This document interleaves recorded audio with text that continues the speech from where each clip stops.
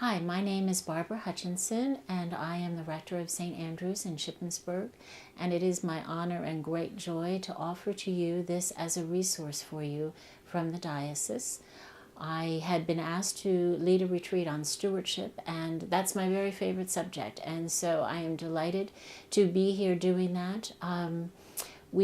My journey with stewardship started a really long time ago when I was asked to develop a stewardship program for a parish in the diocese, and I knew nothing about it. And through my spiritual formation and the opportunities offered to me, I grew to understand how it is our response to God and how life-giving and life-changing it is. And so if any of you want any help with developing stewardship, and please do let me know, because I would love to help you in any way. Today I am leading a retreat for a vestry group in one of the parishes of our diocese, and it is a retreat on stewardship.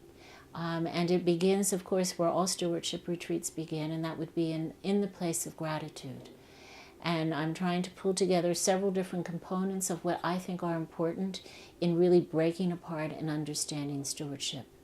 And the first one is to get in touch with your sense of gratitude.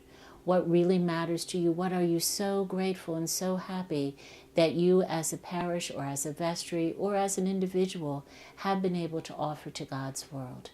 And we began this exercise by creating a gratitude timeline. So we looked at the history of the church, not only chronologically in terms of what are the major events, but what are the things that really lit their hearts up and made them passionate and thrilled that they were able to give to each other and to the community around them or to the world. And then we took that same timeline, and it actually kind of unfolds in a very organic way to say, what were the pieces going on inside your spiritual life or within the life of the parish or the diocese or the world? What was going on that really fed that impetus and that movement to actually act and do God's work in God's world? And then after that, we began a discussion of gifts and how gifts are connected to what God's dream is. That we all know that we've all been given gifts, and we have been given those actually to do God's work in the world. That they aren't just here merely for us to be happy or to contribute to our bank account. Our gifts have been given so we each can take a part of God's dream and make it real. So we spent some time deciding and discerning together what we believed God's dreams were and how did that unfold. And we came up with particular words, and there are other words that we can use as well. But it was a sense of what does God's kingdom look like here and now? And then to discern our individual gifts, both individual discernment as well as taking a group and really looking at what do we see in other people. And so hopefully as we end up this retreat, we will have a sense of what is God's dream, what are the gifts within the leadership, that how have we been equipped to actually make that happen, and how are we already doing that, and what do we want to do better? So we'll end this by taking a portion of the time to look at what we like and what we wish for and what our concerns are about some part of our ministry in the parish. And then we will be able to do an action plan so that we know that whatever we do, we are most able to utilize our gifts to really do what God wants us to do in the world. And to me, that's stewardship. Stewardship is our grateful response to God. It is our awareness that everything we have and all of the gifts and all of our passions and all of our interests are given to us by God to do God's work. And so as I said, I'm very happy to talk at any time with anyone about developing a retreat on stewardship. It can take a variety of forms. This is one that seems to work so far today, and I'd be glad to share that with you and anything else. So please do not hesitate to contact me at any time. Thank you. But what are you most grateful for that your parish has been able to offer, either to each other or to your community?